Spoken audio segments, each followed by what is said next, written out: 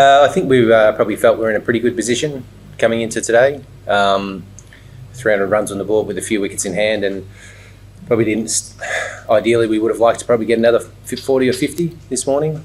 Didn't work out that way, but look, I think if we had a bowled the way that we would have liked to, I think we probably could have been in a much better position.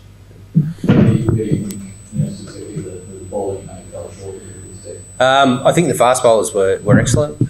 Coming off an England series where they had a great series, I thought they continued that today in conditions that didn't really suit them.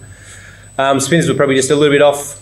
Again, Ramesh Mendez probably hasn't played a red ball game for a few months now, being on an England tour, not playing, and LPL prior to that. So probably fractionally off from a length and line point of view, and Prabhath was probably a little bit off for his usual efforts here. I mean, both of them average in the mid to low 20s at this ground, so I've got no doubt that they'll find a way to fight back and continue to get us back into the game and in a good position.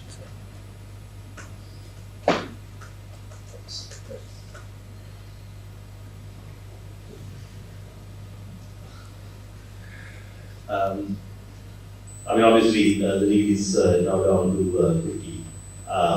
Like, what would be the mindset going into tomorrow? There were like too many boundary balls as well. They didn't try to sweep and reverse sweep quite a bit. What could the spinners do to sort of address the issue and launch that into the game? I think control of line and length, I think, is the first thing. We've got to be able to bowl the ball in the areas that we need to, and I think if we do that, there's enough in this wicket. We know here the game can speed up very quick at the back end, so we could be 1 or 2 wickets away from having a first innings lead. So we'll certainly be going into tomorrow's game, trying to get early wickets, and hopefully we can go through them in a hurry and ideally end up with a lead. But if not, then not much of a target to catch up. We saw a lot of shot making from the young batters, from playing a lot of sweeps versus especially. How much harder is it for bowlers kind of settle against batters who are trying to score against you like that? Yeah, it is difficult, but it also it creates opportunities in there as well. But I thought they played very well. I know they've had some success in subcontinent, but they've also had their challenges in the subcontinent, and I think they've gone away and worked very hard on their batting in these conditions. And some of them have struggled at this ground in particular, and I know that they're quality players, and they would have put a lot of time into how they can score runs at this ground. And I thought they batted really well. In terms of your bowling plan, you saw Lanka still have quite a bit of bowling and a bit of success today, and coming in is there as well. When you kind of plan for a match at all, how much are they kind of in the nets bowling, and how much are you expecting them to bowl in a test innings? Yeah, they're bowling a lot, and as you say, Ramesh would have been bowling a lot in England, I'm sure. It's different when you get out in the middle, obviously with the breezes and that, and we bowled a lot out in the middle with those, to try and work through those breezes as well, heading into the game. But the pressure of expectation coming into today would have been very high for the spinners as well, and we're probably just a little bit off the mark in there. But as I say, they're very, very proud bowlers who have got a great record here. So I've got no doubt that they'll come fighting back in the next 3 days. This is test cricket, of course, and how much attention would you put to the dot balls that bowled by the spinners? Yeah, a major focus of ours was holding line and length, and that's probably just where we missed out today. So I think if we were able to hold our line and length for longer, it would have been much more difficult for them to rotate the strike that they did, and also the boundary balls as well. So yeah, we play heavy attention to controlling the run rate in there, and we didn't do that today. So that's what we'll sit down and come up with some plans to try and do it. But no matter what the plan you have, you've got to be able to bowl the ball in the area you need to. Prabhath obviously is not a great turner, but he used to be a great spot bowler. Today he bowled 15 overs before tea and bowled not a single maiden over. After tea, the 15 overs he bowled, only 3 maiden overs. Your thoughts on that?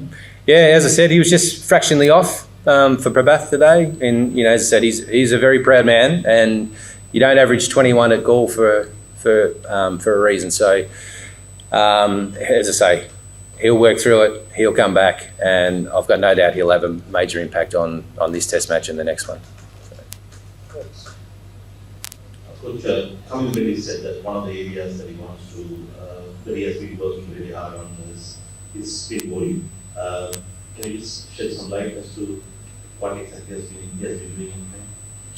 Yeah, so I mean, again, probably one of the most talented cricketers in the world. Left arm, right arm, doesn't want for anything with the bat. So he's a busy man because he's got to try and gain control with his left arm and then gain the same control with his right arm. But I think most people see that his right arm is probably slightly ahead of his left arm. So he's working hard, and he has to be the hardest working cricketer in the game because it takes a lot to be able to bowl the ball where you want, as we saw today. And he's been doing a lot of work on his just seam positions for different conditions. These conditions here probably require a slightly different seam position that he was trying to bowl with England. So he's just trying to work through seam positions for conditions.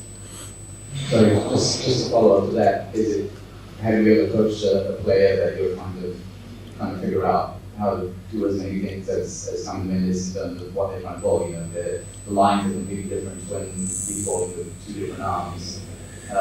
What is it like coaching someone who can bowl both arms? Yeah, it's just a matter of trying to get an understanding of what they're capable of, I suppose, with both arms. In there, he tends to bowl slightly quicker and more side spin with his left arm, and his right arm he can actually get a slightly better, more overspin and a slightly better shape with his right arm. So it's just understanding what he's capable of, and also, I mean, being probably soon to be one of the premier batsmen in the world, there's a lot of time that goes into his batting as well. So and then bat pad. He fields in the slips to the spinners on occasion as well. So he's got a lot of work to do. So it's just a matter of finding the time to be able to work on all of it. So I have coached a couple of ambidextrous spinners before, and it's quite similar in there too.